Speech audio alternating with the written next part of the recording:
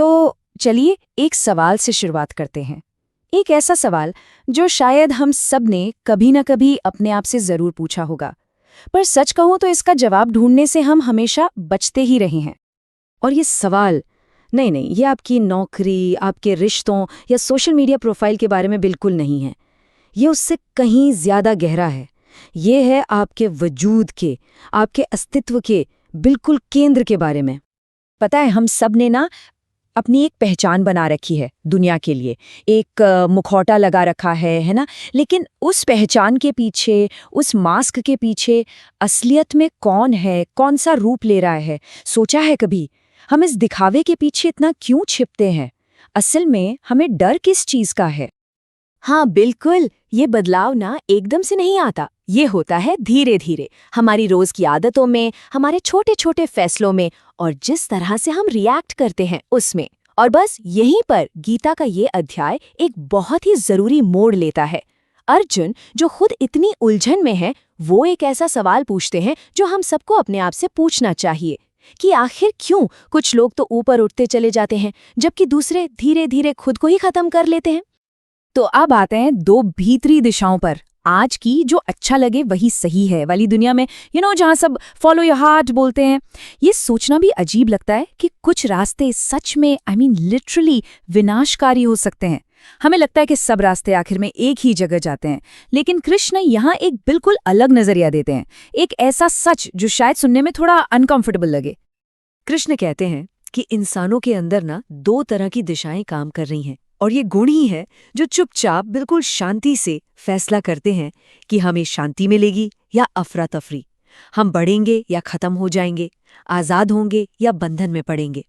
ये आपकी social label या रिलीजन के बारे में नहीं है, ये है आपके अंदर की क्वालिटीज जो हर पल हर सेकंड आपकी किस्मत लिख रही हैं। ये बहुत पावरफुल और हाँ, थोड़ा डरा देने वाला सच भी है। तो कृष्ण इन दो रास्तों को नाम देते हैं, एक है दैवी यानी डिवाइन, और दूसरा है आसुरी यानी डिस्ट्रक्टिव। पर यहाँ एक बात बिल्कुल साफ समझनी बहुत जरूरी है। कृष्ण कोई जज नहीं है जो आकर फैसला सुना रहे हैं कि तुम अच्छे हो, तुम बुरे हो। नहीं, वो एक डॉक्टर की तरह है। सोच के देखिए, एक डॉक्टर जो डायग्नोसिस करके बता रहा है कि बीमारी की जड़ क्या है ताकि हम खुद को ठीक कर सकें। वो हमें लोगों के बारे में नहीं, दिशाओं के बारे में चेतावनी दे रहे हैं। तो दैवी संपद यानी डिवाइन क्वालिटीज क्या है? ये है वो गुण जो हमें आजाद करते हैं, जैसे कि निर्भयता। इसका मतलब डर न होना नहीं है, बल्कि बाहर चाहे कुछ भी हो रहा हो, अंदर से शांत रहने की ताकत। आंतरिक पवित्रता यानी आपकी सोच और आपके काम में कोई मिलावट ना हो, एकदम साफ हो। करुणा, क्षमा, विनम्रता, ये सारे गुण मिलकर एक ऐसी शांत ताकत पैदा करते हैं जो बाहर से नहीं, अंदर से आती है। और फिर आती है इसके दूसरी अंधेरी साइड, आसुरी संपद। ये वो गुण हैं जो हमें बांधते हैं, जैसे अहंकार यानी ईगो, जो हमेशा मैं करता रहता है और हमें सबसे अलग कर देता है। क्रोध, जो एक ऐसी आग है जो सबसे पहले हमें ही जलाकर राख कर देती है। लालच, क्रूरता, धोखा, ये सारी चीजें हमें अंदर से ही कैद कर लेती हैं और हमें बाहरी चीजों का, लोगों के वैलिडेशन का गुलाम बना देती हैं। तो सवाल ये उठता है कि आखिर कोई इन रास्तों पर चलता कैसे है?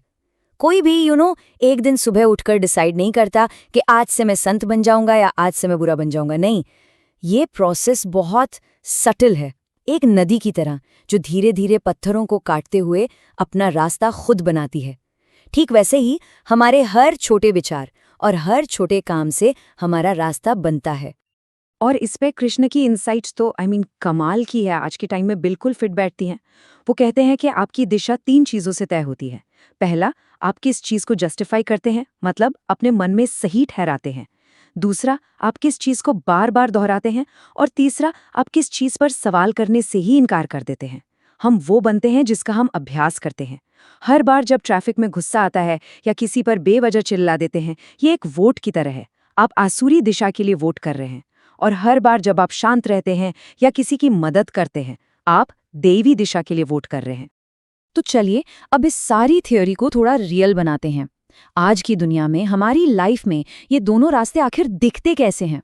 मैं कुछ एग्जाम्पल्स दूंगी और देखिएगा, शायद आपको लगे अरे ये तो मेरी कहानी है या मैं ऐसे किसी को जानती हूँ। पहले बात करते हैं आसुरी यानी डिस्ट्रक्टिव पाथ की। सोचिए एक ऐसे इंसान के बारे में जिसके लिए सक्सेस का मतलब है बस जीतना, चाहे जैसे भी हो। वो इंसान हमेशा भाग रहा है, और पैसा और पावर और फेम, एक ऐसी दौड़ में जिसका कोई अंत ही नहीं है। बाहर से शायद बहुत सक्सेसफुल दिखे, पर अंदर से हमेशा बेचैन, हमेशा खाली। और ये देखिए एक और पहचान, वैलिडेशन की लत। सोशल मीडिया पर पोस्ट डाली और हर 2 मिनट में चेक कर रहे हैं कितने लाइक्स आए, कमेंट्स आए या नहीं। जब वो तारीफ नहीं मिलती जिसकी उम्मीद थी, तो एक अजीब सा खालीपन महसूस होता है ना। ये आज के जमाने की एक ऐसी लत है जो हमें अंदर से खोखला कर रही है। अपनी कीमत दूसरों के लाइक्स और कमेंट्स में ढूंढना, ये आसुरी पात का एक बहुत बड़ा रेड फ्लैग है। और फिर आता है कंपैरिजन ट्रैप। ये तो एक ऐसा जाल है जिसमें हम सब कभी ना कभी जरूर फंसते हैं। स्क्रॉल करते जा रहे हैं और देख रहे हैं कि अरे वो तो यूरोप घूम रहा है, उसने तो नई गाड़ी ले ली, उसकी लाइफ कितनी परफेक्ट है। और उनकी परफेक्ट दिखने वाली लाइफ से अपनी रियल लाइफ को कंपेयर करके खुद को कम समझने लगते हैं। ये एक ऐसी रेस है जिसे कोई कभी नहीं जीत सकता। इससे सिर्फ और सिर्फ बेचैनी और नाखुशी ही मिलती है।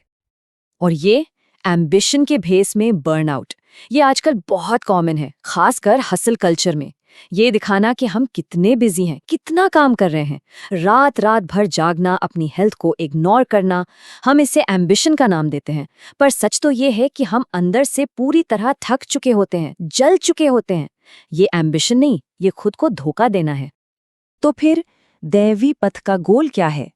इसका लक्ष्य है आंतरिक संप्रभुता, यानी इनर सॉवरेनिटी। इसका मतलब क्या है? सोचिए एक बहुत गहरे जड़ों वाले पेड़ के बारे में। बाहर कितना भी बड़ा तूफान आए, आंधी चले, वो पेड़ अपनी जगह पर शांति से खड़ा रहता है। बिल्कुल वैसे ही जब आपके अंदर ये क्वालिटी आ जाती है, तो बाहरी दुनिया में कुछ भी हो, कोई आपकी तारीफ करे या बुराई, आप अंदर से शांत और स्थिर रहते हैं। आपकी खुशी का रिमोट कंट्रोल आपके हाथ में होता है, दूसरों के नहीं। तो आज के दुनिया में दैवी पथ पर चलने वाला इंसान कैसा दिखता है? वो सोशल मीडिया पर शोर नहीं मचाता, वो शांति से काम करता है, वो अपनी गलतियों की जिम्मेदारी लेता है, दूसरों पर ब्लेम नहीं डालता, मुश्किल से मुश्किल सिचुएशन में भी अपना आपा नहीं खोता। वो इमोशनली मैच्योर होता है। उसका कॉन्फिडेंस अहंकार से नहीं, सेल्फ अवेयरनेस से आता है। उसमें हिम्मत होती है, पर क्रूरता नहीं। तो आइए इस सारी इन्फॉर्मेशन को एक रियल लाइफ मोमेंट में लाते हैं। वो 1 सेकंड का पल, जब ट्रैफिक में कोई आपकी गाड़ी के आगे से कट मारता है और आपके अंदर गुस्से की एक लहर उठती है। उसी एक पल में आपके पास चॉइस होती है, हॉर्न बजाकर, गाली देकर उस गुस्से को बाहर निकालना, या एक गहरी सांस लेकर जाने देना। वही है आपके चुनाव का क्षण, द मोमेंट ऑफ चॉइस। और कृष्ण कहते हैं स्वतंत्रता विवेक से शुरू होती है। यहाँ विवेक का मतलब दूसरों को जज करना बिल्कुल नहीं है। इसका मतलब है अपने अंदर सही और गलत को पहचानने की क्लैरिटी। ये साफ साफ देख पाना कि कौन सा रिएक्शन मुझे शांति देगा और कौन सा मेरी उलझने और बढ़ा देगा। तो अब एक पल के लिए रुकिए, जहां भी हैं बस एक पल के लिए रुकिए और पूरी ईमानदारी से अपने आप से ये सवाल कीजिए, मेरी आदतें मुझे बड़ा बना रही हैं या छोटा? मेरे रिएक्शंस मेरी लाइफ में क्लैरिटी ला रही हैं या अफरा तफरी? क्या सोशल मीडिया पर घंटों स्क्रॉल करना मुझे एक बेहतर इंसान बना रहा है? क्या छोटी छोटी बातों पर गुस्सा करना मेरी जिंदगी में सुकून ला रहा है? जवाब आपके अंदर ही है। और पता है ये चुनाव इतना क्रांतिकारी क्यों है? क्योंकि ये सारी की सारी जिम्मेदारी हम पर डाल देता है। अब हम अपनी परेशानियों के लिए अपने बॉस को, अपने पार्टनर को या किस्मत को दोष नहीं दे सकते।